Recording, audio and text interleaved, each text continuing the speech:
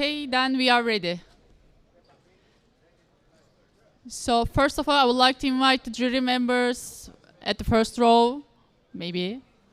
Today we have David Richards, Mihail Stanos, Rasmus Winstedt Sterning, and Merete Eckhart as a jury member of the CBC Greece.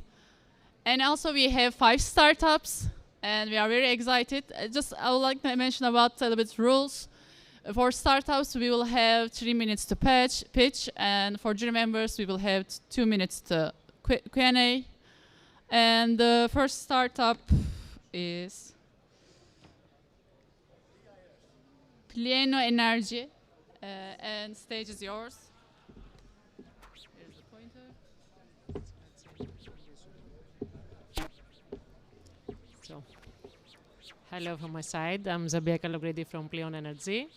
Yes. Okay.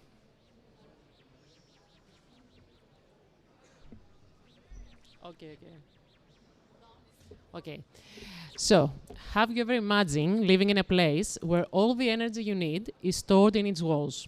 Well, we can make it happen.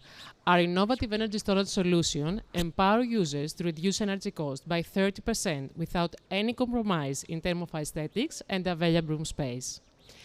Now, storing energy in buildings is not new, but is inevitable for a transition to a green economy. Currently, only lithium-ion batteries exist to store electricity from RES. However, these systems have fast degradation, leading to short life expectancy. Additionally, they are heavy and bulky and need various subsystems to operate efficient, hence it makes them unsuitable for application where there is a lack of space. So there must be a better alternative, right? Well, there is. Our all-in-one energy storage system, DAS, has unparalleled performance, low environmental impact, and longer lifetime. It is very compact as it is designed for safe integration within the walls of the buildings. It is very easy to install, and it is powered by our own graphene technology. Our graphene-based battery cells have been developed internally through a series of funding from the European Space Agency and have been tested in real operating conditions. At the same time, we have invested in the production of the raw material itself, graphene, and in fact, this process has already been patented. The verticalization of our production allows us to have higher margins and be independent from suppliers. So here you can see our products. So DAS make the storage of excess energy from RES not only an affordable, but also a viable investment. The system can reduce energy costs by 30% and provide 50% longer lifetime to the user compared to the competition. Now, the product is expected to have huge market potential due to the recently voted REPowerEU plan, according to which all buildings should install photovoltaics. Also, for the first time, energy storage systems are included in financial programs that will act as incentives. So the European market is expected to reach 2.6 billion, and Plion can get an 8% of this market. Based on the unique characteristics of our product, we can penetrate the market, and in particular, a part of it that is not fully served from the available solutions. The integration of graphene technology allows us to compete with the strongest companies in the field and, in fact, to be the most economic solution compared to what we offer. So we have 2 business revenue streams, B2B, which is achieved through strong collaboration with building constructors and also big retail shops, and B2C, which is achieved through our sales representatives. Now, the first target markets are Greece and Germany as the mature markets in this field, and we have estimated that in the 5th year of operation we can exceed 20 million EBITDA. From this point on, we are searching for additional funding of 1.5 million to upscale our production and meet demand. Now, finally, our team is made up by professionals with a combination of skill. We have professionals with extensive experience in business, in advanced materials, and in the energy sector. So we have the product, we have the best team, and we are determined to bring DAS to the walls of your apartments. Thank you very much.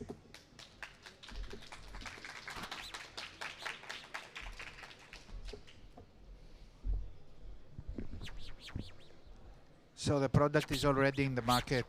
No. We are in the pre-revenue stage now, but we have make some pilot installation according to now. Can you tell us a bit more about the product exactly? Is it a membrane?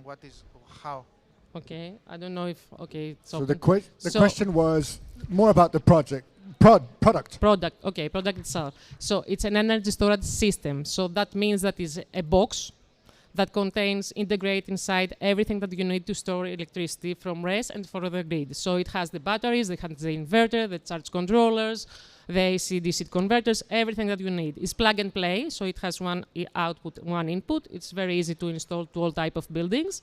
And also we are using our own graphene battery cells that is developed internally from us. And where? And it can be integrated within the walls. So it can be integrated in the dead space of households, like dry walls, the non-load-bearing structural. So are you a B2B business? B2B business, yes. Are you a B2B business, or are you contemplating selling to private? No, at the beginning we're going for B2B, as I told you. So we are make some collaboration now with engineering offices and building constructors in order to provide our solution to their customers.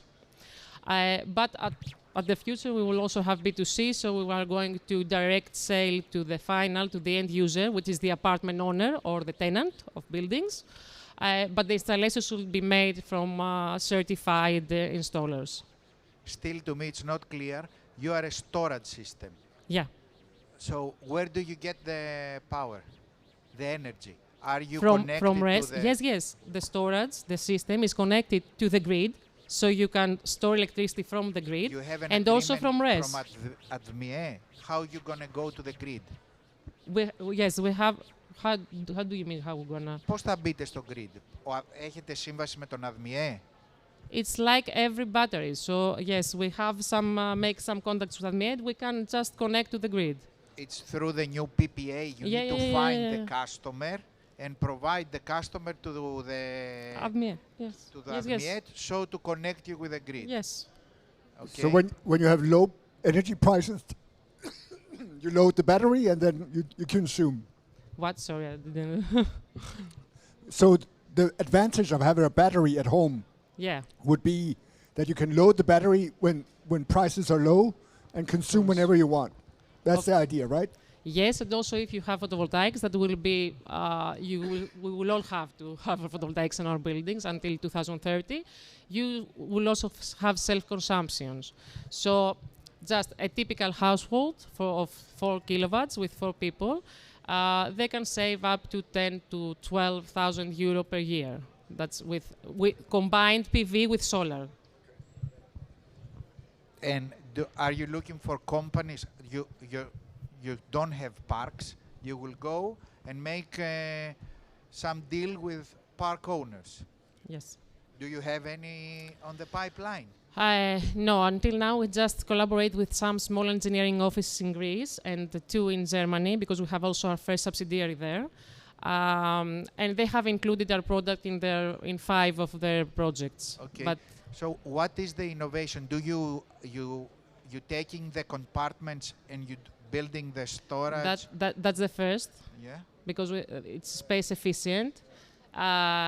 So just to explain, I live in a flat, so in order to store energy from grid or from RES, I have to buy a lot of boxes from different manufacturers with different warranties. So our differentiation is that we will give you a container, a box that includes everything inside, and also we have integrated our own graphene technology that is safer, and it has better performance than lithium-ion batteries that now exist in the market. Okay. So we have 2 advantages. Okay. So yes, if you need anything else, I will be here. Thank you. Okay, thank you so much for the presentation. And the next startup is Aesthesis Medical. So you have 3 minutes and the stage is yours.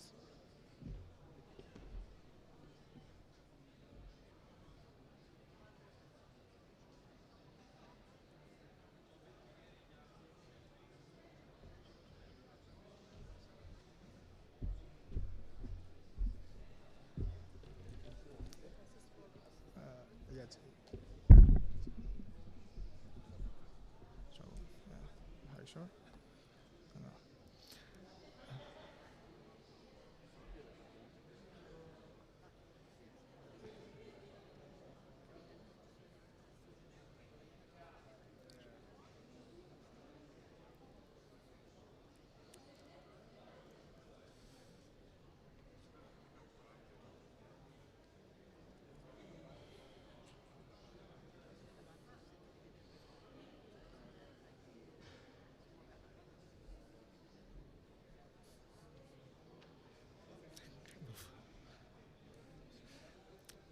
I can start. Yeah, it's okay. So hello everyone, I'm Ioannis Gouzionis, co-founder and CEO of STCs Medical, a medtech startup company that aims to redefine the acute care space. Sorry for that. So our vision is to offer optimal decision support for safer care by integrating multimodal clinical data through one continuous record. The lack of digitization in 4 out of 5 hospitals in Europe exacerbates the problem of adverse complications during interventions. And this results in significant healthcare costs of around 175 billion euros annually, and alongside with heavy administrative burden and cognitive overload for clinicians. Oops. So, in order to overcome these challenges, we introduce STSite, a comprehensive digital. Fuck. Yeah, it's okay. Thank you. So, so to overcome these challenges, we introduce STSite, a comprehensive hospital medical device platform. That fully digitizes the patient pathway, seamlessly integrates with medical records and medical devices, employs AI models to provide predictions of hemodynamic adverse events, and also notifies clinicians in a time manner in order to provide targeted interventions at the bedside. So, by completely predicting hemodynamic complications, our projected estimates indicate that we could reduce morbidity by 27% and mortality by hemodynamic adverse events by 41%, leading in reducing the cost for each patient of up to 360 euros, just in a hospital of around 10,000 interventions annually. So we're not alone, obviously, in the market. Most of our competitors offer their solutions in a reactive manner with no scalability. In order to gain high adoption in the market, we have already established very key partnerships with established players in the market, like Capsultech and Philips Umbrella Company. We target the European predictive healthcare analytics market of around 10 billion euros. And our product is offered to hospitals in a subscription fee-based model based on the usage and hospital size. So far, we have established useful international clinical collaborations where we run our pilot studies, business partnerships, and also we have secured financial support from European grants, showing our significant progress towards our goal. Our incredible team with profound expertise in medicine, healthcare informatics, and artificial intelligence plays a pivotal role in successing this initiative.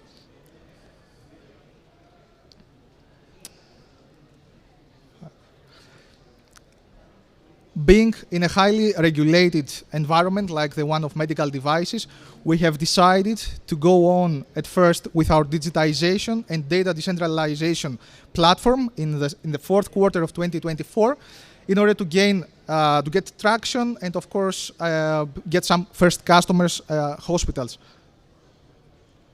Currently, we are raising 560,000 in order to finalize our product and get it in the market by the end of 2024.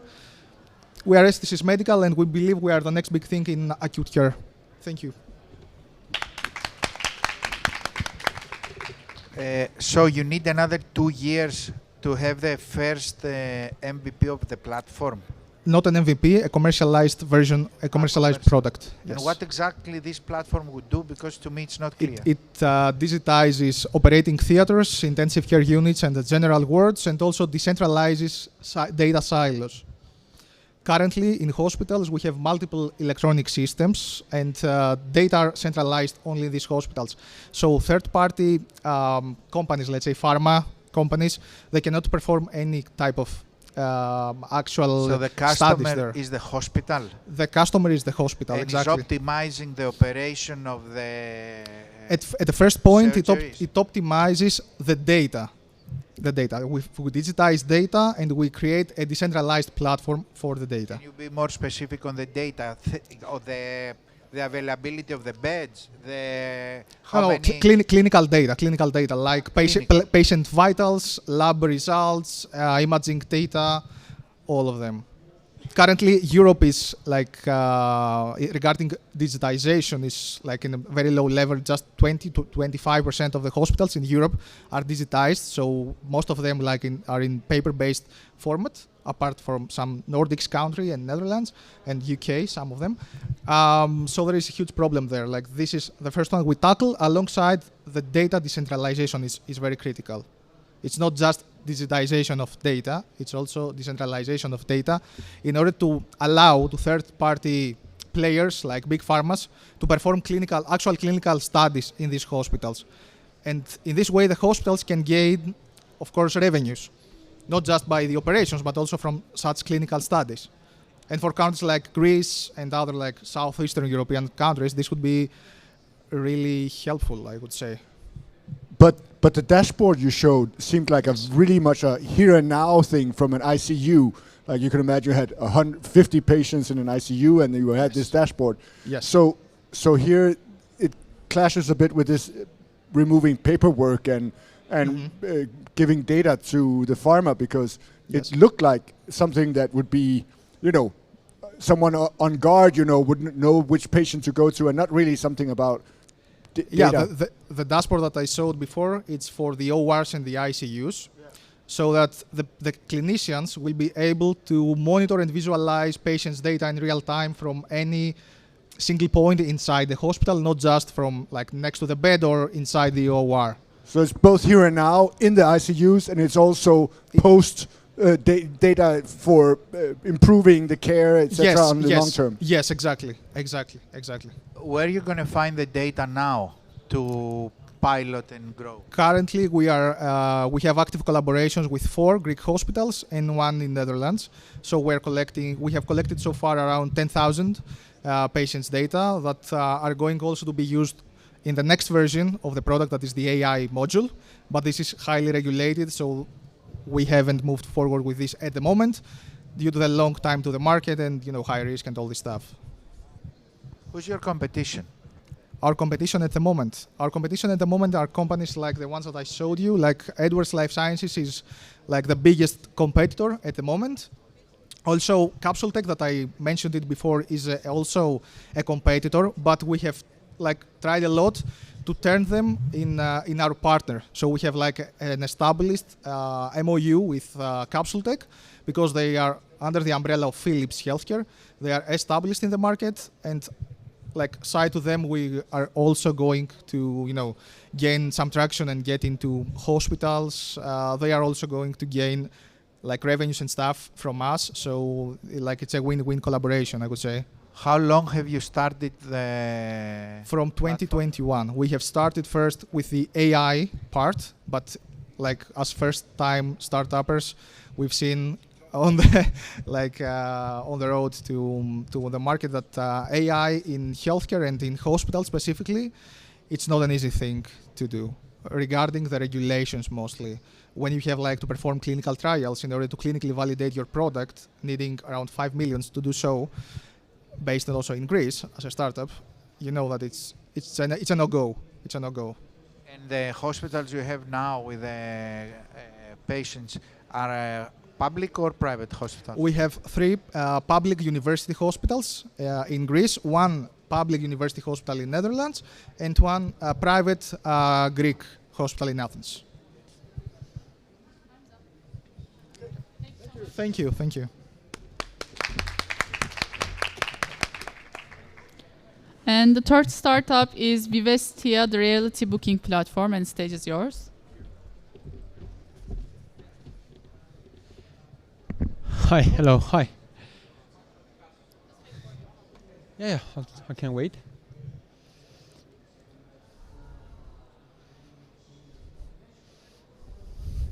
So how has been your evening so far? Good?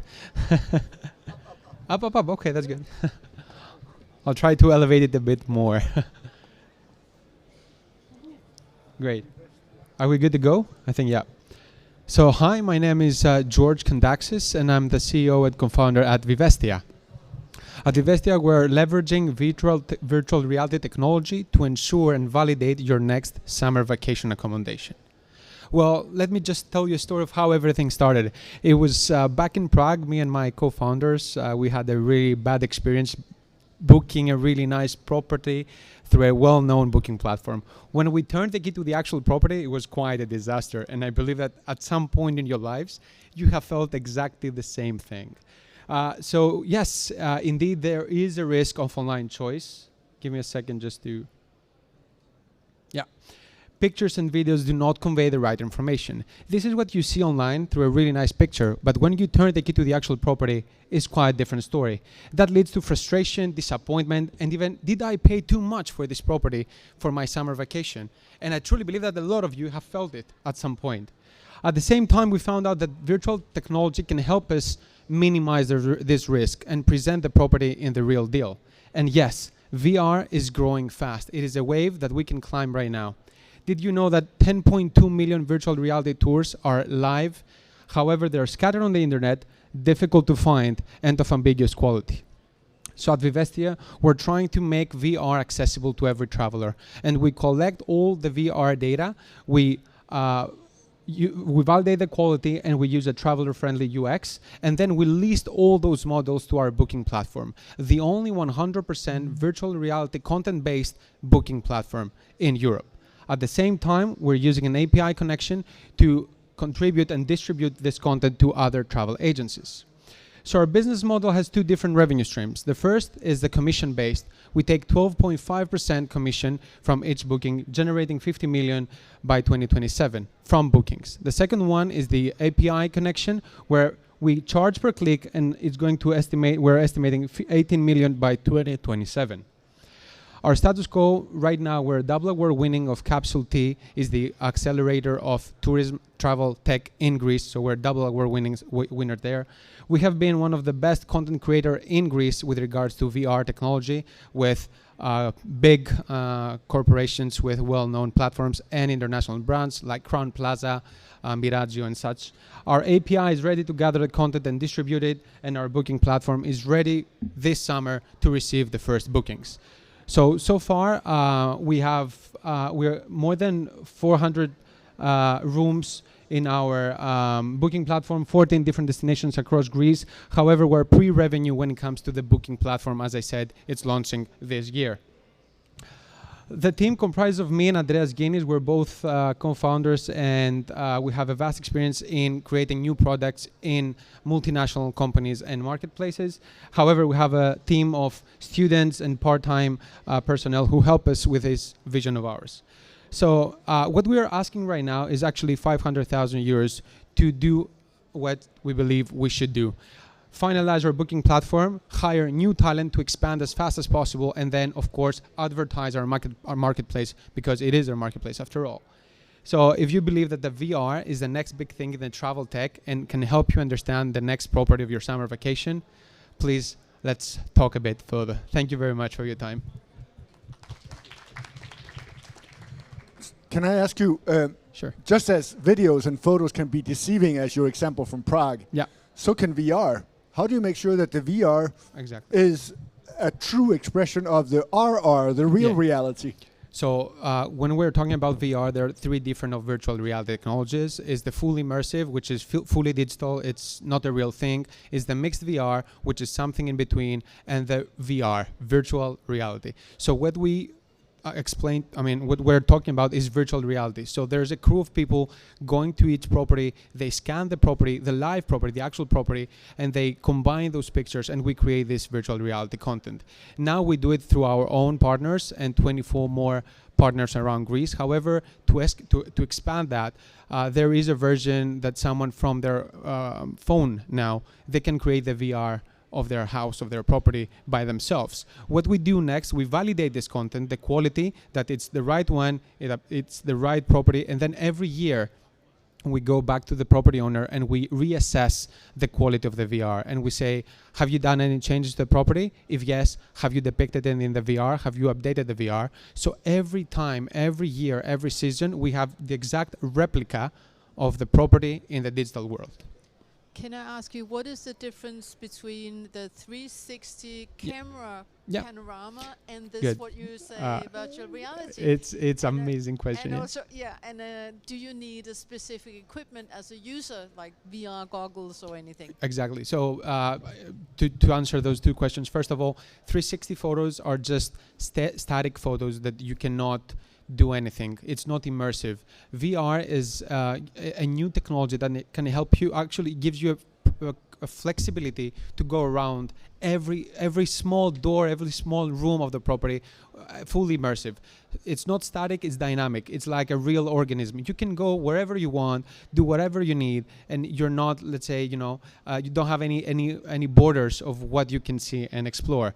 So that's the big difference with regards to the simple 360 photos. It's just a photo, it's just a panoramic view. The other thing is we create, for example, one VR has more than 500 360 photos combined together. So you can understand that it's a bigger thing, more immersive one. So with regards to the second part of your question, well, right now it is quite easy for a person with their iPhone, for example, 12 and later stage with a LiDAR scanner to start creating their VR tour by themselves. So it's pretty easy, and the technology can help us year by year to expand really fast and gather this content, and anybody can do it. So that's our business model. We expect that everybody will go to the VR era, and then we will collect all this data to present that in our booking platform. Are you covered? Yeah? Okay. Thank you very much for your time.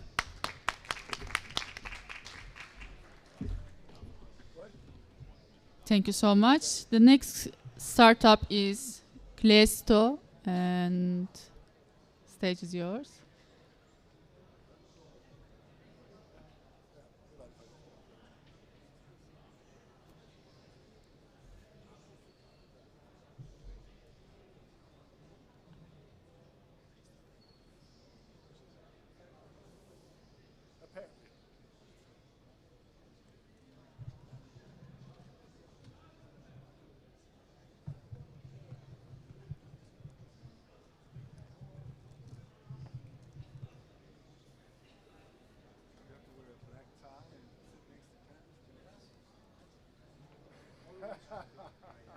That's punishment. What did you, have you been a sinner this year? God is trying to tell you something. God is trying to tell you something. God. You haven't? I saw her in Abu Dhabi. I also saw Baita Al-Khaltini. No, welcome. Hello everyone. I'm George, co-founder and CEO of Klesto. Before I begin, I have a question. Do you remember when was the last time that you booked a hotel using your phone or by visiting the hotel at the last minute? Well, I'll jump to the things to do part of the market.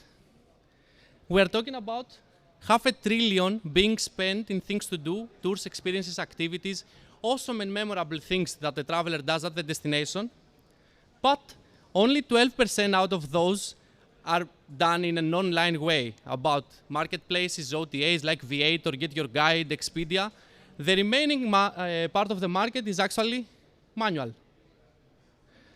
So we're talking about back and forth communications, phone calls, emails, Excel spreadsheets, everything when it comes to human operations and booking mistakes due to human error.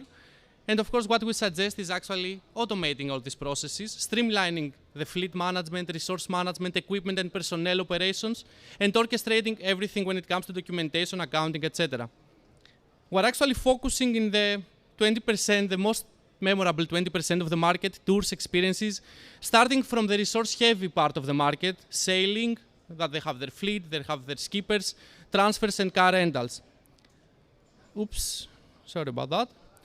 And what we do is we actually give them all the infrastructure they need to run their business in a digital way, starting from their back office, everything that happens behind the curtain, all the boring stuff with accounting, communications, phone calls, managing your fleet, managing your personnel, having all your guides at the proper point, at the proper time.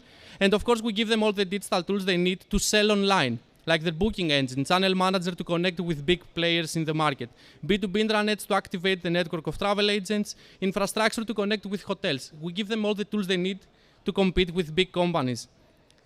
And we have calculated, I don't know why it does that, we have calculated that we can win them 3 times a day per week, sorry about that. We can win them 3 days per week per booking manager. Imagine how huge the impact is. And not only that, but we can actually help them grow their revenue, grow the network of partners and connected businesses, and of course scale their business as they should. This is a real example of a client started working with us in 2019, and they have 5 times their revenue since then in 2022. And they have 10 times the connected partners without the need of any phone call, any email, any manual operation. And it's not just them. We're talking about 30 businesses that have invited and connected their own partners, 2,000 businesses connected on our system. They have served a total GMV, gross merchandise value, of 10 million on our platform, and we haven't lost a client since 2019. So we're really, really proud of that. We are a small team, but we do wonders. We're active in the travel tech industry for more than 30 years in combined experience, but we also have advisors from the tour operators and the accommodation part of the market, so it's easier and faster for us to understand the needs of the market. And interestingly, during COVID, not only we survived, but we thrived, and we have been a bootstrap company since 2019. We've started with a small pilot, and we figured out that the best investor is actually our client, so we started charging for our services, bringing value, and they paid. Hopefully, we decided that it's easier to bring in a client with a pitch deck than bring in a VC with no traction. So right now, having tested our product in the market, being active in 7 countries with organic growth from abroad. We haven't marketed a penny to the international market. We've only advertised in the Greek market. We are now raising our first seed round of 1 million. And of course, I invite you to not only activate your own pockets, but bring in partners, bring in friends active in the travel and travel tech industry. And invite you to join this awesome journey of digitalizing a market that is close to what the hotel industry was back in 2000s. I believe that you should want to have invested back then. So this is the era for the things to do. Thank you.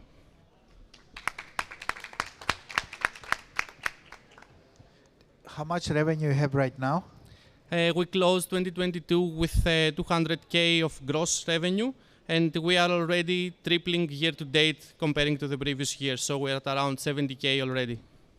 And 1 million at what pre-evaluation? We are heading, because we are raising by the end of this year, so we're pushing for this summer season with our own power and own strength. We're heading for a 6 million valuation by the end of the year. With what projected revenue? Well, the goal is to close at 500,000, but I can't promise that because we need to see the summer season. Hopefully, we probably surpass that as well, but based on our previous year-over-year growth, it should be a goal that we can achieve, like 2.5 times our revenue. Have you looked a bit at the European market? Don't you think that some countries is actually quite far in digitizing the travel sector, and some countries might be further behind? Yes, that's true. But the potential might be bigger in certain countries than in other countries. That's true.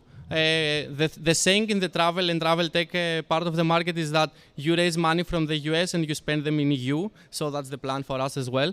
But when it comes to how we penetrate the market, The thing is that we have awesome competitors training the market on the basics, and we jump in when they get the bookings. So the thing is that all our competitors and the current status of the market are booking engines, so how someone gets bookings on their website, and channel managers, how someone synchronizes big OTAs. But no one cares about what happens behind the curtain. So there is a point, and this is where we come in, that everyone reaches a certain bottleneck of operations that they can't handle and automate, so they cannot grow or scale. So they jump to us. We have actually, well, not stolen, they came to us, clients from several competitors mentioned over here. We are talking about companies, most of them being acquired from like Booking.com for 250 million, from TripAdvisor like Bokun as well, which is the main reason we don't consider them as competitors at all, because they would probably buy another company when that doesn't work, but not develop the solution. So we are there to exit. Well, we're actually heading to exit to SAP and such companies. We are more close to the back office and operations part. But yes, the market is not there yet, so we are here to not only introduce our services, but train the market. Actually, we have an interesting KPI. That's the relationship we create with our clients. We now calculate how many clients of ours have invited to their weddings. So we have 10% invitations to their weddings. Even more, but we attended 10%. So yes, we try to be as close to them so they can keep up with the market trends. Thank you. Yeah, no. We actually have a testimonial. One client told us that if it weren't for Clisto, I would never win the time needed for me to marry. So, thank you.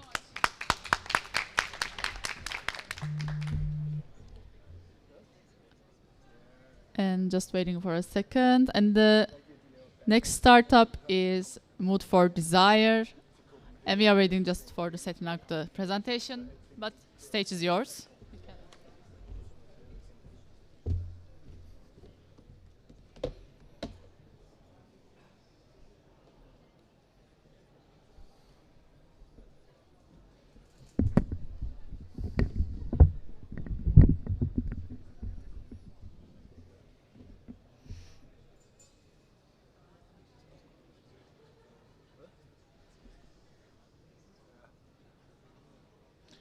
Does that work? Are you sure? Oh, okay, makes sense. Oh, yeah, we should. Okay, cool. Hello, everyone. I am Nikos, and I'm here to present to you Mood. Mood is a startup that reimagines the way people navigate nightlife. Picture this. It's the night, it's Friday night, the night is approaching, and you're ready to let loose and have a good time. You want to hit up a club or a bar, but you don't know how to find the right spot that will deliver the vibe you're after. You could check Instagram, ask your friends, or go to the same old places and hope for the best. Unfortunately, this often leaves us with a mediocre experience, and we lose time and money and we go home in a bad mood. It's no secret that music has the power to elevate an average night to an unforgettable one, and has an immense impact on every human being and how we interact. So let's take it one step further. What if I told you that you could listen to the music playing in venues around you in real time? This is the world we are creating with Mood. Scrolling through Mood is like, it's like taking a virtual tour of the city from the comfort of your own device within minutes before committing to a night out. And now, the million-dollar question. How do we make money? Mood captures high conversion traffic at precisely the right moment, just before the user goes out to consume. By considering the user's music taste, our algorithm further refines targeting in order to optimize promotion for nightlife. This keeps changing without me pressing it, sorry. Yeah. Optimizing promotion for venues, nightlife brands. I don't know why this keeps happening, honestly. Anyways, optimizing targeting for nightlife brands, venues, and artists. Now you're probably thinking, okay, this sounds cool, but is this a business? Well, actually it's a huge business. In our quest to redefine how nightlife works, we uncovered a hidden gem in the data we collected.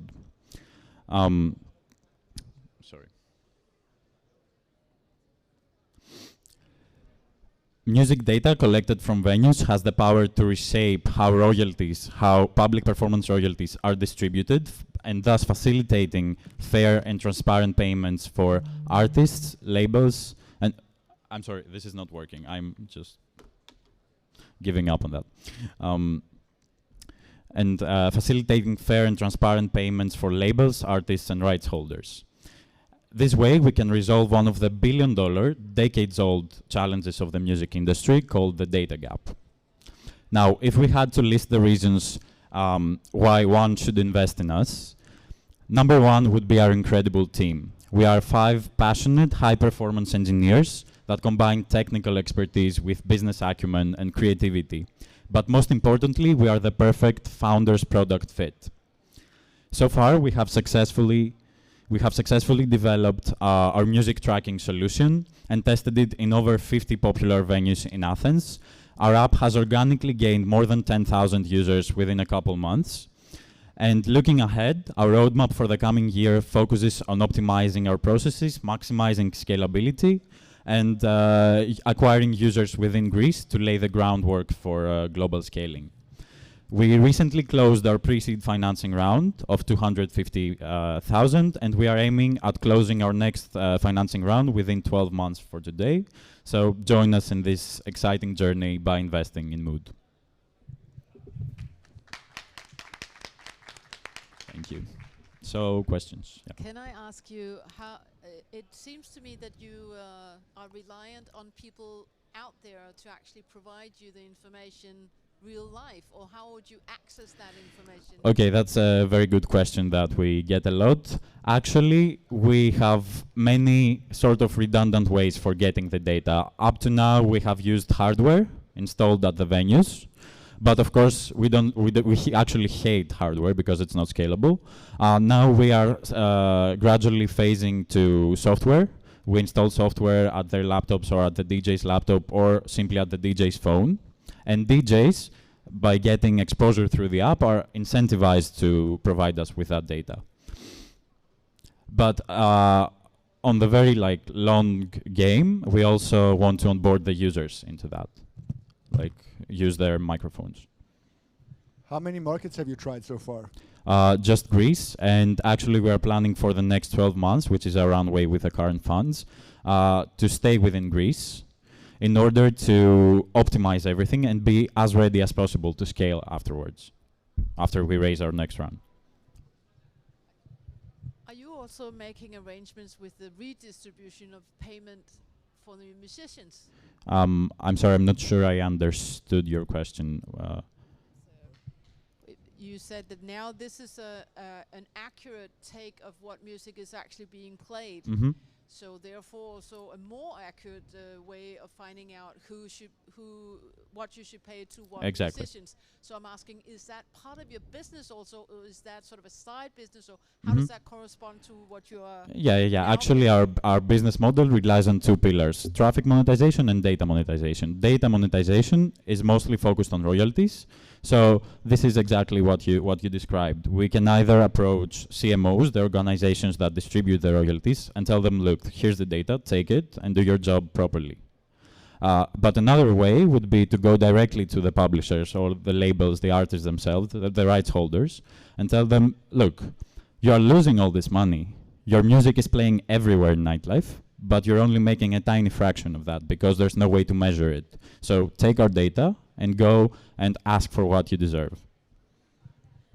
So you're creating a potential conflict between the rights owners and the CMOs? Mm-hmm. Yeah, that's possible.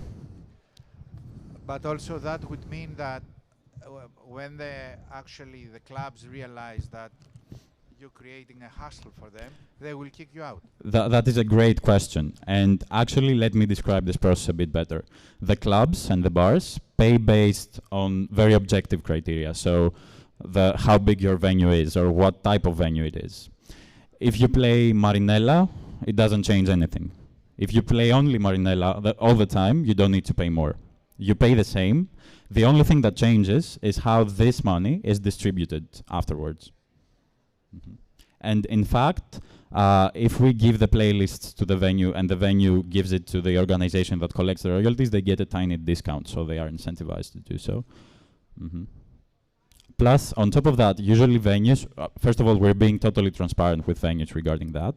And they love it because they now know that the money they pay actually goes to the artists that they use.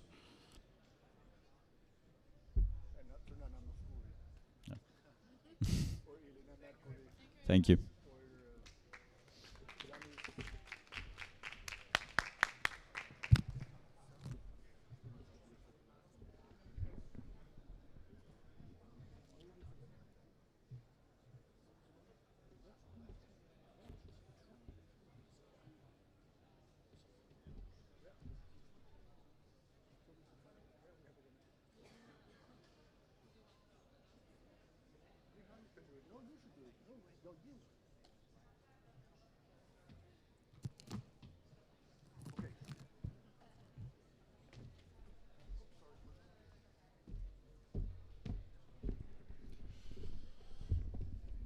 So,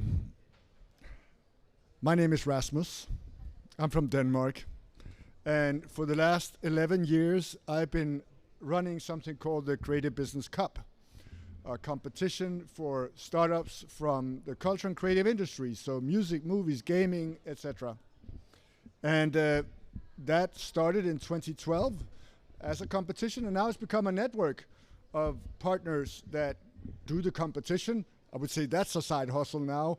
And in reality, we work on policies, we work on collaboration that both goes on here in Europe, but also in beyond, actually, in other regions. We have a great African contingents and also Central America, etc. Before the pandemic, we were at 85 countries around the world that did Creative Business Cup Turkey, Creative Business Cup Honduras, etc.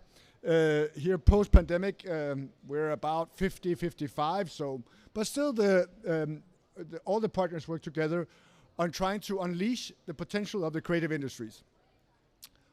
On the 5th of June, the 11th Creative Business Cup will take place.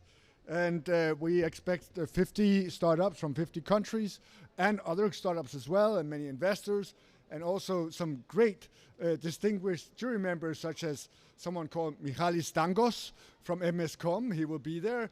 He's also been a jury member in 2017, where he went out partying with Pussy Riot from Russia, I remember.